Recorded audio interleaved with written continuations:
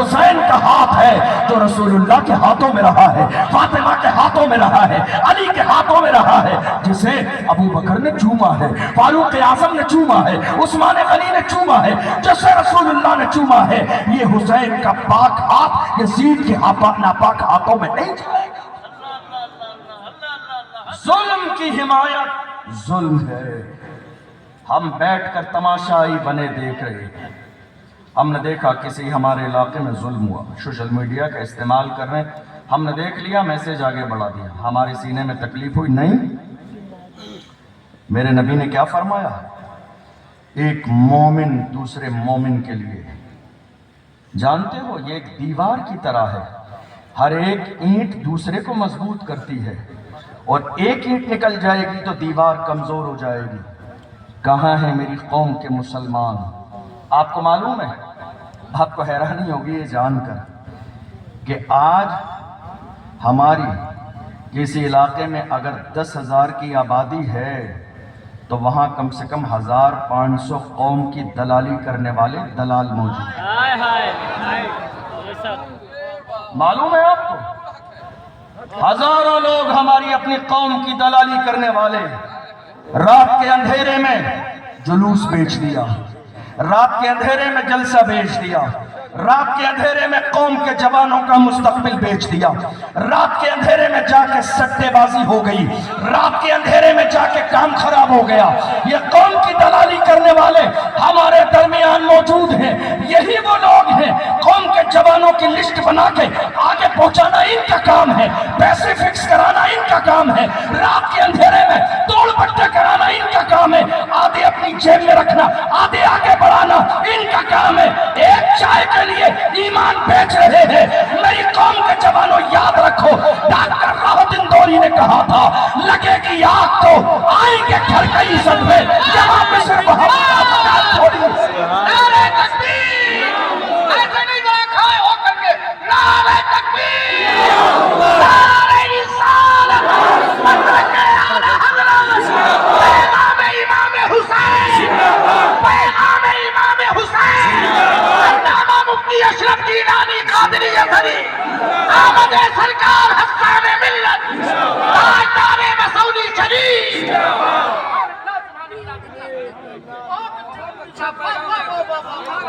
لگے گی آگ تو آئیں گے گھر کئی صدمے، یہاں پہ صرف ہمارا مکان تھوڑی ہے، جو آج صاحب مسند ہیں کل نہیں ہوں گے، کرایہ دار ہیں ذاتی مکان تھوڑی ہے۔ اور جو لوگ یہ خواب دیکھ رہے تھے، آپ نے دیکھا نہیں، ابھی تھوڑے سے زمانے پہلے پہلگام کا واقعہ نگاہوں کے سامنے آیا تو ملک کے کونے کونے سے ہمیں ڈرانے اور دبانے والے لوگوں نے ہمیں یہ احساس دلانے کی کوشش کی کہ ہم ہندوستان کی سرزمین پر کرایہ دار ہیں۔ ڈاکٹر راحت اندوری نے پہلگام کے واقعے سے پہلے ایسے لوگوں کو جواب دے دیا اور کہا سبھی کا خون ہے شامل یہاں کی مٹی میں، کسی کے باپ کا ہندوستان تھوڑی ہے، سبھی کا خون ہے شامل یہاں کی مٹی میں، کسی کے باپ کا ہندوستان تھوڑی ہے۔ دراصل بات یہی تو ہے، دلالی کرنے والوں کا فائدہ کیا ہے؟ وہ یہ سوچ رہے ہیں ہمارا کچھ فائدہ ہے، ایک چائے کے لیے، بس ایک چائے کے لیے، ایک چائے کے لیے۔ یار خدا کے بندو شرم کرو، مر کے قیامت کے دن مصطفیٰ کو کون سا چہرہ دکھاؤ؟ جس قوم کے جوانوں کے نام پیش کیے جا رہے ہیں، یہ میری قوم کا فیوچر ہے، میری قوم کے جوان انسان ہیں، یہ گناہ کرتے ہیں، غلطی کرتے ہیں، انہیں اتنی گری نظر سے نہ دیکھا جائے کہ انہیں جیل کی سلاخوں کے پیچھے ڈالنے کی کوشش کر دی جائے، محض اس بنیاد پر کہ لوگ ہماری پیٹھ تھپتھپائیں گے۔ دنیا یہ سمجھ گئی ہے جو اپنی قوم کا نہ ہوا وہ ہمارا کیسے ہو سکتا؟ دنیا یہ جان گئی ہے جو اپنی قوم کا نہ ہوا وہ ہمارا کیسے ہو سکتا ہے۔ یہ قوم کے جوان جو آج چھوٹے چھوٹے 18 20 سال 22 سال 25 سال کے جوان ہیں، گناہ کر رہے ہیں، غلطی کر رہے ہیں، لیکن ان کو ان کی غلطی کی اتنی بڑی سزا مت دیجیے کہ ذاتی رنجش کی بنیاد پر یہ جیل کی سلاخوں کے پیچھے چلے جائیں۔ آپ کو اندازہ نہیں، ہر قوم کے جوان اس قوم کا سب سے قیمتی سرمایہ ہوتے ہیں۔ ہر قوم کے جوان اور ہماری قوم کے جوانوں سے بڑا سرمایہ تو کسی کے پاس ہے ہی نہیں. کیوں؟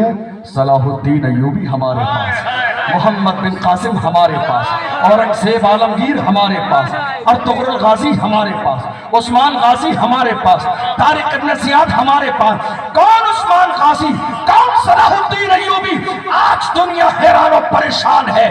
یہودیوں نے مسجد اقصی پر بری نظر ڈالی ہے، مگر جس دور میں صلاح الدین ایوبی نے پردہ نہیں کیا تھا، جا کے کھڑے ہو گئے تھے مسجد اقصی کے سامنے اور کہا تھا ظالمو یاد رکھو، مایوس نہ ہو اے چمن ملت بیضا، زندہ ہے تو سینچیں گے تجھے خون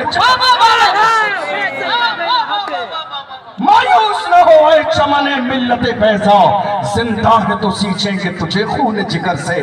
کسی میں اتنی ہمت اور جرت نہ تھی جو مسجد اقصی کی طرف بری نظر اٹھا کے دیکھ. کہاں ہیں ہم؟ ہمارے سامنے صرف واقعات ہیں، پیغام کربلا نہیں ہے. پیغام کربلا ہوتی تو ہمارے سینے میں خوف نہ ہوتا. پیغام کربلا اگر ہماری نگاہوں کے سامنے ہوتا تو ہمارے یہاں ڈر نہیں ہوتا. ہماری زندگی کا سب سے بڑا مسئلہ آپ کو معلوم ہے کیا ہے؟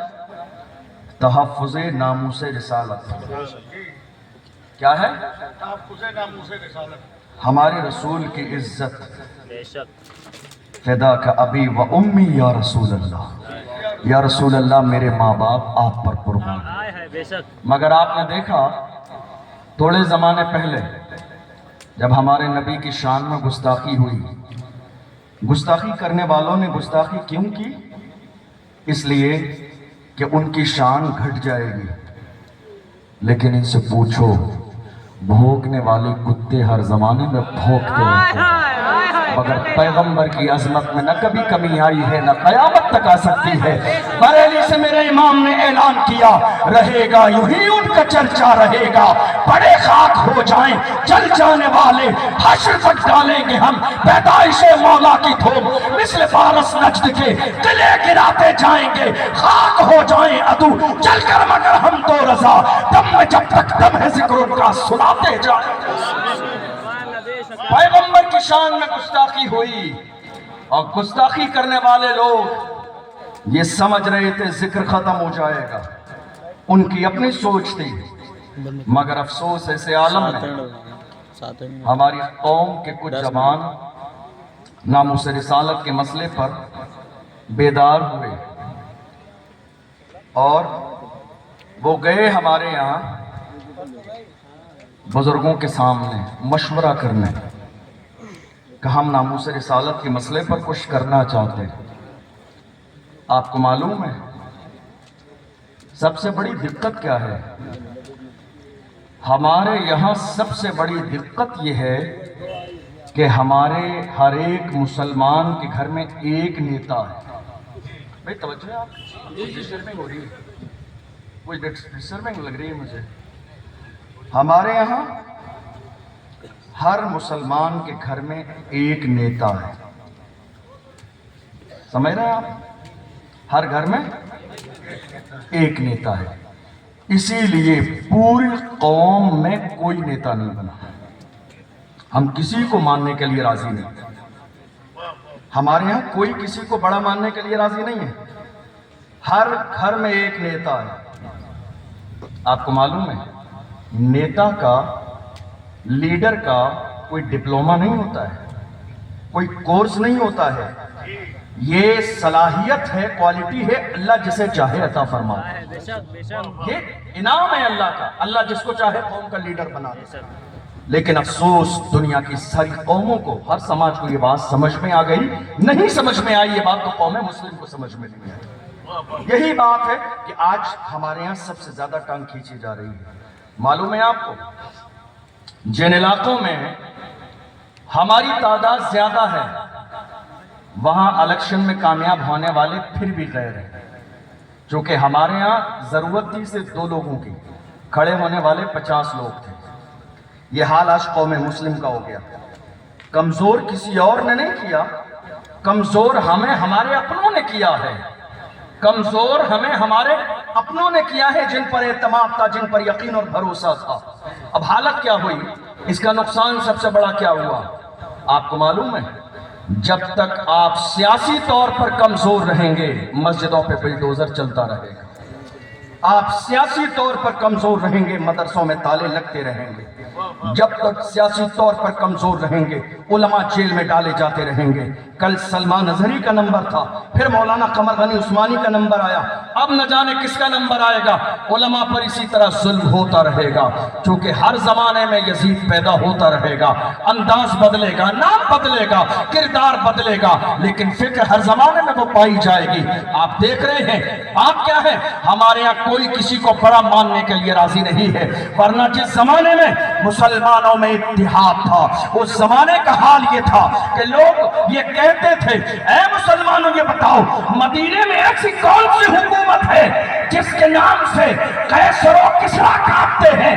جب آ کے انہوں نے دیکھا فاروق اعظم کو ٹیک لگائے زمین پر لیٹے تھے تو کہا تمہاری یہاں کرسی کہاں ہے جہاں سے حکومت چلتی ہے. مسلمانوں نے کہا ہمارا لیول یہ ہے, ہمارے لیڈر جہاں بیٹھ جاتے ہیں حکومتیں وہیں سے چلتی ہے, نظام وہیں سے چلتے ہیں. یہ کسی اور کا کردار نہیں تھا, ہمارا کردار تھا. آج کہاں ہیں ہم, ہمارا لیول کیا ہے, ناموس رسالت. ہماری زندگی کا سب سے بڑا مسئلہ بات آئی, ہمارے جوان اکٹھا ہوئے اور اکٹھے ہونے کے بعد اپنے محلے میں بڑے بزرگوں کے پاس گئے, کہا ہم ناموس رسالت کے لیے کھڑے ہونا چاہتے ہیں, کچھ کرنا چاہتے ہیں. آپ کے یہاں بھی شاید ایسا ہوا ہو. بٹھا دیا گیا, اور بٹھانے والے کون تھے, ہمارے اپنے لوگ. کا نہیں